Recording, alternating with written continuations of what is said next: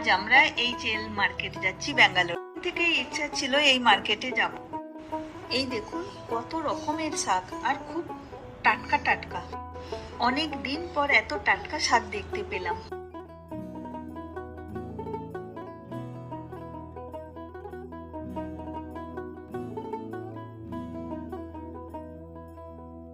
এবার একটু মাছের দোকানের দিকে যাই। অনেক রকমের মাছ আছে আর টাটকা টাটকা। কয়েক রকমের মাছ নিলাম। কাঁচার সবজির দিকে যাচ্ছি এবার। দেখি ওখানে কি কি পাই। আজ পুরো বাজারটা ঘোরা সম্ভব হলো না।